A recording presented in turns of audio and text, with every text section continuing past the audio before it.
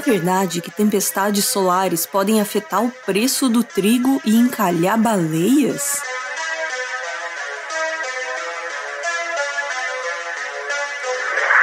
Nada é mais importante para nós, terráqueos, que o Sol. Sem o calor do Sol, a Terra congelaria. Sem a luz do Sol, não existiriam plantas para nos dar comida e oxigênio. Sem a força gravitacional do Sol, a Terra seria uma simples bola de gelo inanimada, vagando sem rumo pelo espaço. O Sol sempre foi visto como uma fonte de energia e poder que alimenta todo o cosmos, ou pelo menos a parte do cosmos que a gente enxerga a olho nu. O Sol é tão importante para nossa espécie que é difícil encontrar um povo antigo que não adorasse o Sol como uma divindade. Alguns desses povos faziam festas e sacrifícios para tentar agradar a deidade solar, para que ele fosse generoso na época de colheitas. Era uma tentativa, mesmo que inconsciente, de controlar o Sol. Alguns milênios se passaram e hoje a gente sabe que, do ponto de vista astronômico, o Sol é só mais uma das incontáveis estrelas do universo. E ele nem é a estrela mais poderosa. Existem estrelas maiores, mais quentes e mais brilhantes. Hoje a gente sabe que é impossível controlar o Sol. Nenhuma festa ou sacrifício vai mudar o funcionamento dessa bola de plasma resplandecente aquecida a milhares de graus Celsius e que nasce todo dia a leste e se põe a oeste. Só que tentar entender o Sol é quase um instinto humano. A sociedade moderna já não adora o Sol como uma divindade, mas a gente ainda tenta descobrir exatamente como ele funciona, para quem sabe antecipar e ter um certo controle sobre os efeitos deles sobre a Terra.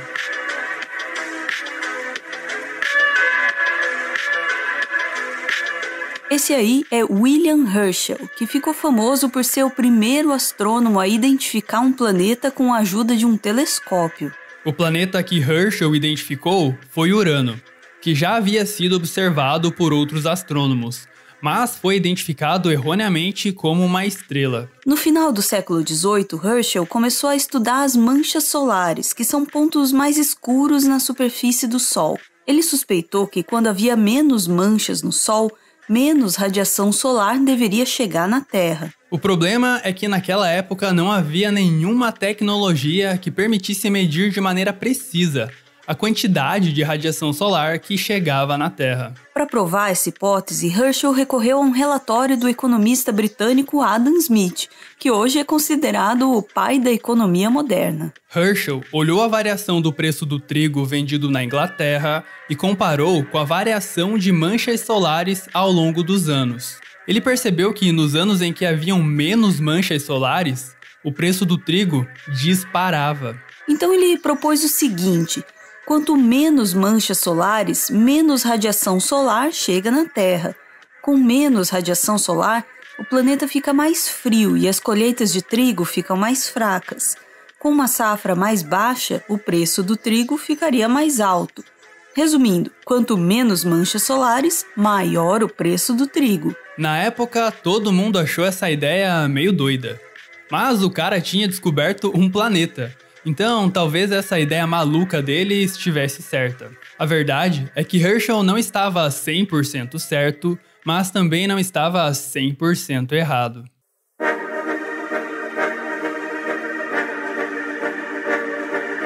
Herschel estava certo em uma coisa: as manchas solares estão sim relacionadas com a quantidade de radiação que é emitida pelo Sol. As manchas solares são como tempestades na superfície do Sol, que se formam em áreas de intensa atividade magnética. Nessas manchas ocorrem explosões que jogam uma quantidade enorme de radiação para fora do Sol. São as chamadas erupções solares. Essas erupções intensificam os ventos solares.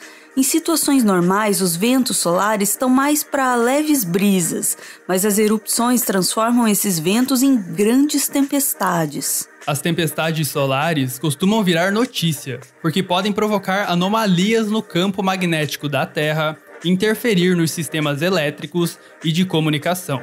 No dia 3 de março de 1989, uma grande tempestade solar causou um apagão da rede elétrica na província de Quebec, no Canadá, deixando 6 milhões de pessoas sem luz. Mas a maior tempestade solar já registrada na história ocorreu no dia 1º de setembro de 1859 e ficou conhecida como Evento de Carrington, em homenagem ao astrônomo que registrou o evento. Pouco antes do amanhecer do dia seguinte a essa tempestade, auroras boreais foram vistas quase no planeta inteiro, inclusive em países latino-americanos como Panamá e Colômbia. Os telégrafos, que eram os principais meios de comunicação da época, ficaram malucos.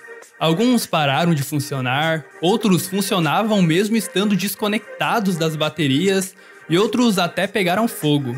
Algumas pessoas ficaram desesperadas, achando que era o fim do mundo. Mas o que as pessoas daquela época vivenciaram foi só o fim de um ciclo de atividade solar.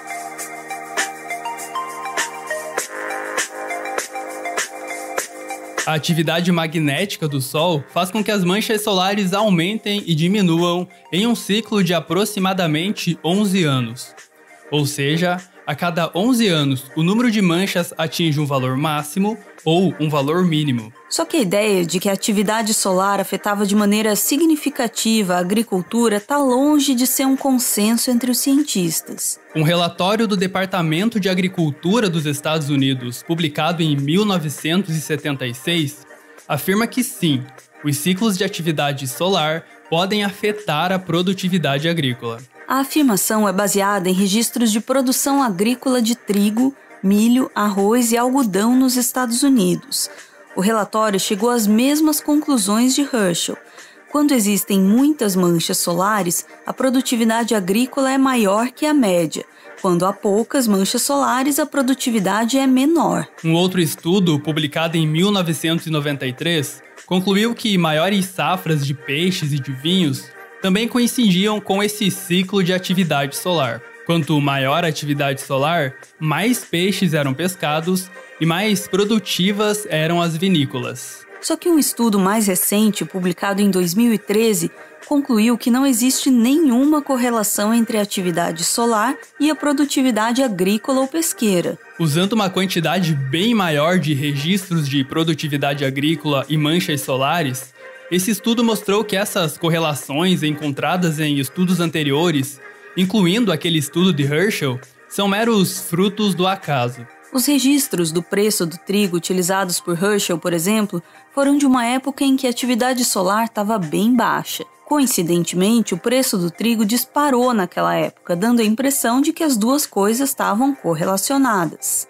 Só que quando você inclui dados de anos posteriores e até mais atuais, que não foram analisados por Herschel, a hipótese deixa de fazer sentido. Com mais dados, é possível observar que o preço do trigo varia aleatoriamente em relação ao número de manchas solares. As erupções solares por si só não parecem mudar o clima aqui na Terra de maneira tão forte a ponto de afetar a agricultura. Isso não quer dizer que a atividade solar não afeta de maneira nenhuma o clima do nosso planeta. A gente só ainda não sabe muito bem como isso acontece. Uma das hipóteses mais atuais é que as tempestades solares inibem a formação de nuvens aqui na Terra. Aí entra mais radiação e o planeta fica um pouquinho mais quente. Astrônomos e climatologistas tentam entender melhor isso e incorporar esses dados em modelos climáticos, que são aqueles modelos que buscam prever como será o clima no futuro. Além de nos ajudar a prever o clima no futuro, o melhor entendimento de como funciona o Sol também pode nos ajudar a salvar baleias que se perdem e acabam encalhadas na praia.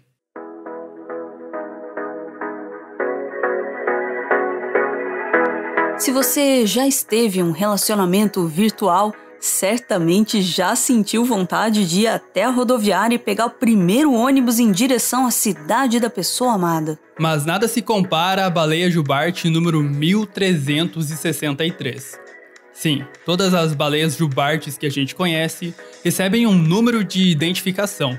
É como se fosse um nome próprio para elas. Em 1999, essa baleia saiu da costa do Brasil e foi até a costa de Madagascar para acasalar. Foram pelo menos 10.000 quilômetros de viagem, tudo para satisfazer os desejos sexuais da baleia jubarte 1363. As baleias, em geral, costumam migrar por longas distâncias. Como funciona o senso de direção das baleias nos oceanos ainda é um grande mistério.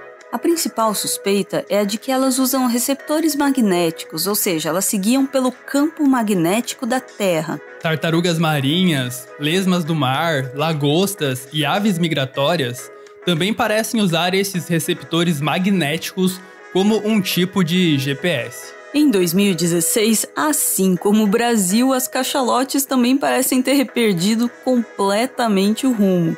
Em janeiro e fevereiro daquele ano, 29 cachalotes encalharam na Alemanha, Inglaterra, Holanda e França. Foram feitas autópsias em 22 dessas baleias, e elas estavam todas com a saúde em dia. No estômago delas tinha um pouco de plástico, claro. É impossível você ser um animal marinho e não ter plástico no estômago hoje em dia. Mas nada que fosse capaz de explicar o motivo das baleias terem encalhado.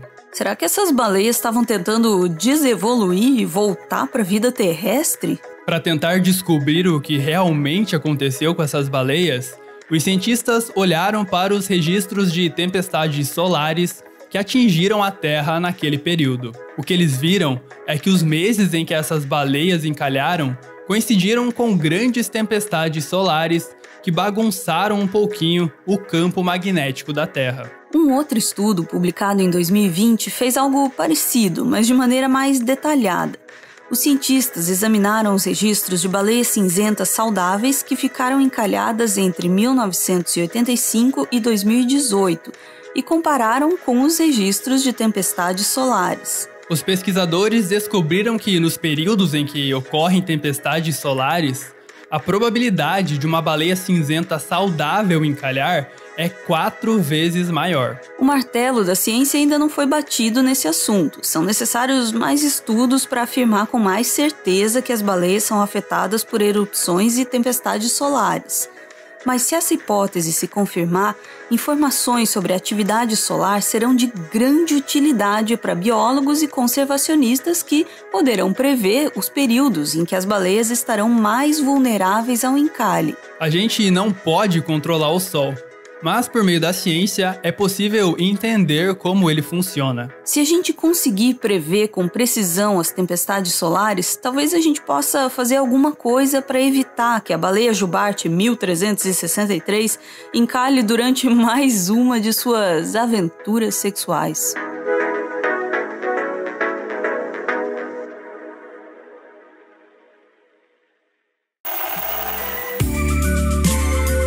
Esse aí é o Everton. Ele é mestre em Biologia Evolutiva e ele faz um doutorado em Ecologia na Universidade Federal do Paraná. Ah, e ele é fã do Carl Sagan, mas aí também, quem não é?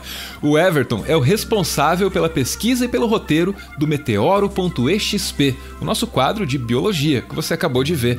E o Everton também tá lá no Twitter com mais conteúdo sobre biologia, geralmente agregado na hashtag BiothreadBR, que tá aparecendo aí na tela. Eu ouvi dizer que o Everton fica feliz compartilhando um pouco do que ele conhece com vocês. Então, vocês podem colar lá no Twitter, se vocês quiserem.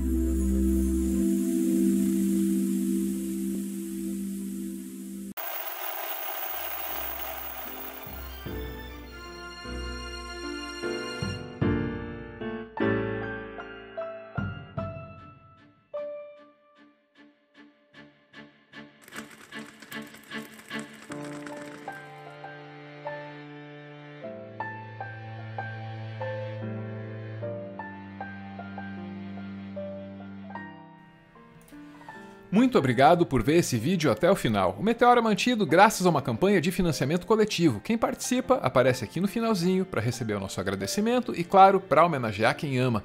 Hoje a gente está vendo aí o Lucas e a Maiara, que fez aniversário agora no dia 29 de janeiro. Maiara, nesse ano você completa 3 décadas de vida, diz o Lucas. Há 3 décadas, o mundo é um lugar melhor por sua causa, por sua luz. E há 5 anos, meu mundo é mais bonito por causa de você. Me sinto mais forte e mais seguro do seu lado. Obrigado por ser meu sol, meu girassol. Beijo, gente. Valeu!